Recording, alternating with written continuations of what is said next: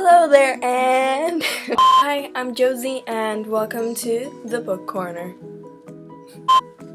Hi, I'm Josie, and welcome to the Book Corner. Today I will be doing my summer wrap-up video. I went back to class. I started classes about 2 weeks ago, I'm pretty sure. So I'm a little late on this video, but I just wanted to do a video to show you the books that I read this summer, and I actually am doing the 2015 reading challenge. The link will be down below. I will be mentioning which challenge I fulfilled with each of these books. So let's get started. Why am I doing this? Let's get started.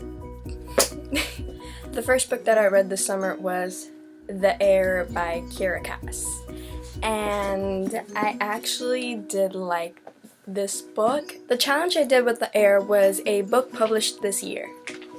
There are a lot of mixed feelings when it comes to Kiera Cass and the Selection series, but I actually like this one because Edelyn's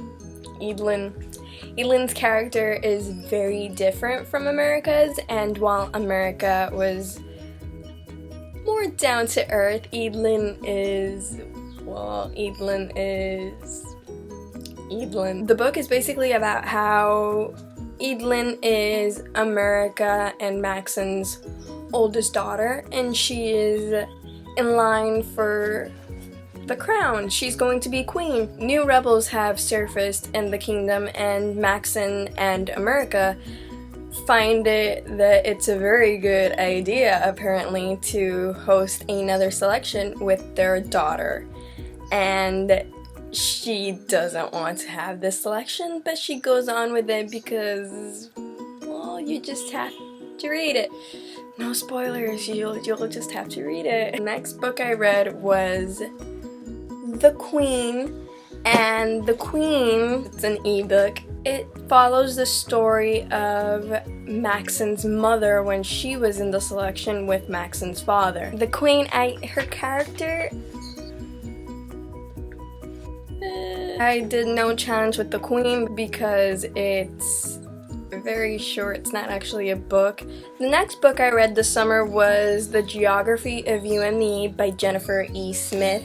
And the challenge I did with this book was read a book set somewhere you'd like to visit. This book follows the back and forth long-distance relationship between Lucy and Owen and how they deal with the distance, hence the geography of you and me, between them, since she happens to move away after they meet, and they meet in New York in an elevator during a citywide blackout, and they spend an entire night together talking and exploring the city while it's going through this blackout, and everybody's just finding a way to cope, and they just find comfort in each other. And after a few days, she happens to move to Europe while he stays in New York. And basically they both start traveling to different places while trying to keep in touch, and it's just it was a really cute read for the summer, really fast read. I honestly recommend it. The next book I read was Extraordinary Means by Robin Schneider, and I currently don't have it because I lent it to a friend of mine, and I hope she's reading it because she promised she would. But I absolutely love Robin Schneider. This book was so amazing. The challenge I did for this book was read a book by a female author, and Robin Schneider, she's actually a YouTuber, and this book follows the relationship of Lane and Sadie as they deal with having TB. And in this book, tuberculosis is a disease that doesn't have a cure.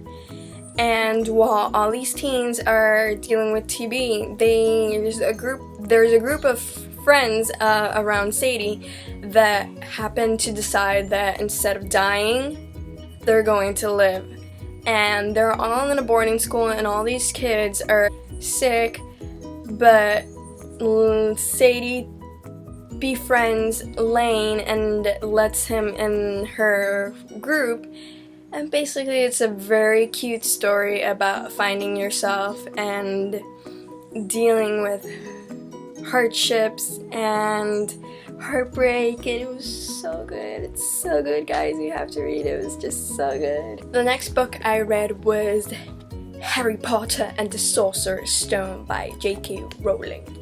And I read this book for the challenge of a book from your childhood because Harry Potter it's from my generation, and my generation grew up with it. I grew up watching the movies, but I never got to reading the books because the only ones I found were in Spanish. So I finally got a copy in English, and I read it, and I loved it, and I can't wait to keep reading the series. It was more than I could have hoped for. Harry's character is...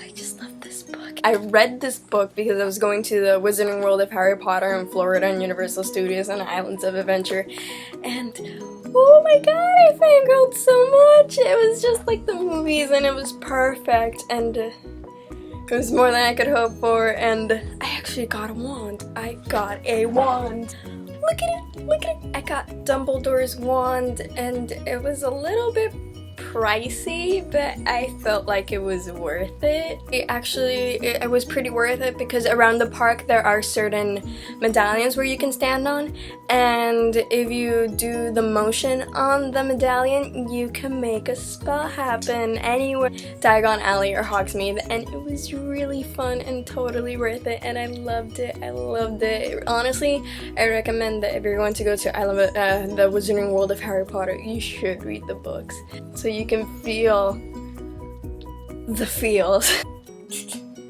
The next book I read was You Deserve a Drink, Boosie Adventures and Tales of Debauchery by Mamrie Hart, and the challenge I did for this book was a book based on true stories. So a better book than Mamrie's memoir, and it was so funny. It's basically a memoir by Mamrie Hart. She's a YouTuber, and you just have to read it. I don't even know how to explain them. They were so funny. I love the Oreo Blizzard one. That one cracked me up so badly. They were so good. My next challenge was a book you started but never finished, and that was Snow Like Ashes by Sarah Rush. The next challenge I did was a book recommended by a friend, and for that I read Finding Audrey by Sophie Kinsella. Sophie Kinsella. Sophie Kinsella. Sophie Kinsella. Finding Audrey by Sophie Kinsella. It follows Audrey, who went through bullying in high school, and she now happens to have an anxiety disorder. And while she's going through this, she happens to meet a boy that helps her, and he offers her cute little challenges, and it's just a really cute book. I love the ending. It was a really good read. I gave it 5 stars out of 5 stars on Goodreads.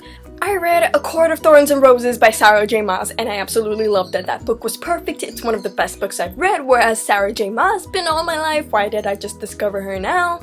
The challenge I did with this book was a book with more than 500 pages, and those 500 pages were worth it. Sarah J. Maas is absolutely perfect. Her writing skills, her writing is beautiful. She creates this world and these characters that you just love and want to keep with you forever. Tamlin, baby! I know people are Team Reese, but I am Team Tamlin all the way. I can't begin to describe how I feel about this book. After reading A Court of Thorns and Roses, I couldn't just stop. So I read Throne of Glass, and then I found out that the 4th book is coming out basically just like next week. It comes out next week, and I am so excited. Queen of Shadows comes out now, and I need it. The challenge for Throne of Glass was a book with a love triangle, and Throne of Glass is by Sarah J. Maas as well. And this book follows Selena Sardothian.